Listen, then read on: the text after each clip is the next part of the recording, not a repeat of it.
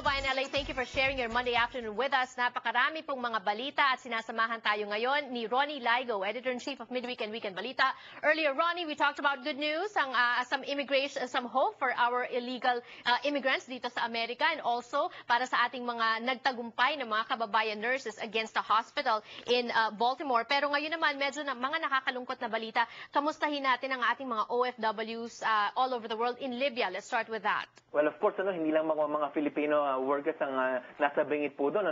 Alam po natin ngayon, minomonitor natin na kung saan po ang mga rebels are now in Tripoli at sinasabi nga nila mukhang nakontrol na nila itong capital of Libya, si Muammar Gaddafi, hindi yata makita kung nasaan siya ngayon. At anyway, we're talking about 2,000 Filipinos po sa loob ng Libya and 1,200 po ang mga kababayan natin yung sa Tripoli mismo, mostly mga health workers po yan, mga yan. All right, and what's alarming, Ronnie, is even our Philippine foreign officials or foreign affairs officials are trapped in Libya. Di ba sila dapat nga yung namamahala sa ating mga kababayan doon at sa mga kailangan ng ating mga kababayan during this unrest, Ronnie, pero mukhang maski sila now a little bit helpless. That's true, no? Nung Sabado lang sila nakalabas, dinalaw nila yung mga kababayan natin, mga Pilipino sa mga hospitals.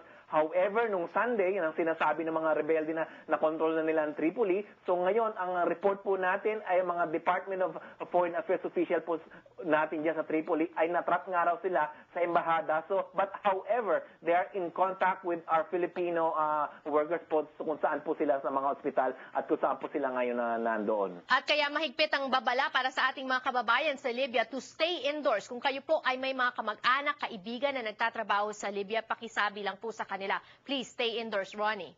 Yeah, that's true, no? At hopefully, makaalis po sila, no? They're talking about getting a ship or a boat from Tunisia, no? Or from Tripoli. Kasi nga yung Tunisia border with Libya, mukhang naharangan na yata yan kasi kontrolado na mga rebelde dyan. Hindi natin alam kung paano ang sitwasyon dyan. But we all know that Filipinos are very resilient. Kahit saan po tayo sa mundo, marunong tayo. Kumbaga, ano ba yung tawag nila nun sa Tagalog? Maabilidad daw tayong mga Filipino. So, I'm pretty sure we can survive this, correct? That's true. Oo, alam naman natin mga lalo na dyan sa Somalia, no, lagi tayo na hostage yung ating mga Filipino sailors. Pero despite that, isa lang yata naging fatality so far.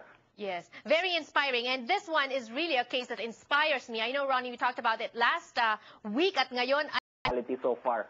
Yes, very inspiring. And this one is really a case that inspires me. I know, Ronnie, we talked about it last week at ngayon ay nag-open na ang hearing para sa landmark labor case in Hong Kong. For those of us who don't know or only hearing about this now for the first time, Ronnie, can you refresh our memory? Oh, we're talking about Evangeline Bano Vallejos, isang domestic worker na kung saan siya po kasi nagtatrabaho siya in Hong Kong since 1986 as a domestic helper. Nag-file po siya for permanent residency kasi yung constitution naman ng Hong Kong, semi-autonomy from China, wala namang provision daw doon na kung saan dinidiscriminate yata ang mga Filipinos.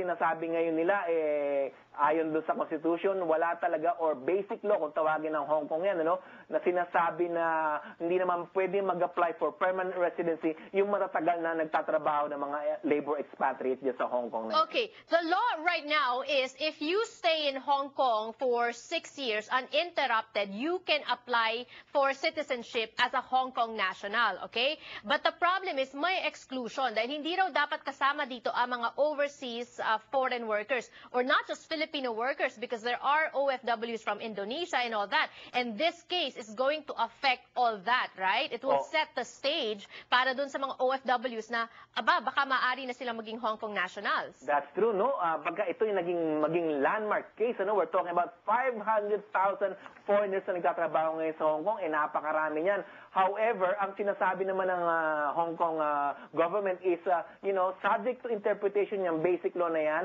yung constitution yan ay pwede raw i-reinterpret or whatever kung ano man ang form na sinasabi nila para ma-discriminate sa atin, yun ang tinatawag natin, ano, para ma-exclude actually yung mga sinasabing foreign workers para hindi maging Hong Kong nationals. Alright, in a way, this is very inspiring dahil isang kababayan natin na pinaglalaban ang kanyang karapatan bilang tao, bilang nagtatrabaho sa Hong Kong. But at the same time, medyo nakakalungkot din, Ronnie, because people will opt to go through hassles like this just to get citizenship from a country other than the Philippines, diba? That's true. Hopefully sana, no, gaya ng unang report natin kanina, no, nananalo yung mga nurses, sana yung mga kababayan din natin kung nasaan po sila at meron po sila mga ganitong klaseng complaint at as a legal means to promote their rights, sana po manalo rin po yung mga kababayan natin diyan sa Hong Kong. Ayan, and always remember, taas noo tayong mga Pilipino kahit saan. Thank you, Ronnie. We have more news to digest from Midweek and Weekend Balita also online. Of course, aming pong website, www.balita.com po. Lagi pong updated yan. Maraming salamat po sa inyo.